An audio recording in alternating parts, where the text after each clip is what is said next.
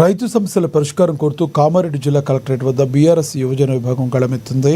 ఎన్నికల హామీలను తొంగలో తొక్కి కాంగ్రెస్ ప్రభుత్వం రైతులను విస్మరించిందని ఆరోపిస్తూ పెద్ద ఎత్తున నిరసన చేపట్టారు. రైతు భరోసా నిధులు, యూరియా లభ్యతపై ప్రభుత్వం తక్షణమే స్పందించాలని డిమాండ్ చేశారు. రైతుల కోసం తాము ఎంతటి పోరాటకైనా సిద్ధమని బీఆర్ఎస్ నాయకులు హెచ్చరించారు.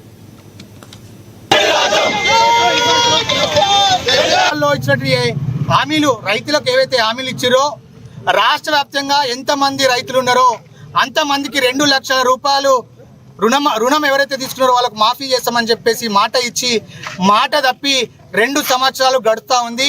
అదేవిధంగా రైతు బంధును రైతు భరోసాగా పేరు మార్చి 10,000 ఉన్నటువంటి దాన్ని 15,000 చేస్తామని చెప్పి మరి 2 విడతలు మాత్రమే వేసి 3 విడతలు ఎగ్గొట్టినటువంటి సందర్భం మనం చూస్తూ ఉన్నాం. అదేవిధంగా ఈరోజు యూరియాను కేసీఆర్ గారు ముఖ్యమంత్రిగా ఉన్నప్పుడు యూరియా కొరత లేకుండే, కానీ రేవంత్ రెడ్డి ముఖ్యమంత్రి అయిన రోజునప్పటి నుంచి రాష్ట్ర వ్యాప్తంగా యూరియా కొరత మనకు కనబడతా ఉంది. అదేవిధంగా యూరియా కోసం, రైతు బంధు కోసం, రైతు రుణమాఫీ కోసం కాంగ్రెస్ ప్రభుత్వాన్ని రేవంత్ రెడ్డిని ఎక్కడైనా ప్రశ్నిస్తే వాళ్ళ మీద అక్రమ కేసులు బనాయించి రైతులను జైలుకు పంపిస్తూ ఉన్నారు.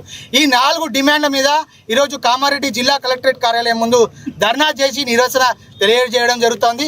రైతులకు అండగా ఉండేటువంటి పార్టీ ఏదైనా ఉందంటే అది బీఆర్ఎస్ పార్టీ అని చెప్పేసి తెలియజేస్తా ఉన్నాం. మొన్నటికి మొన్న ముఖ్యమంత్రి రేవంత్ రెడ్డి గారు ఆయన ఎన్నికల ప్రచారంలో కానీ 1-2 రోజుల క్రితం జరిగినటువంటి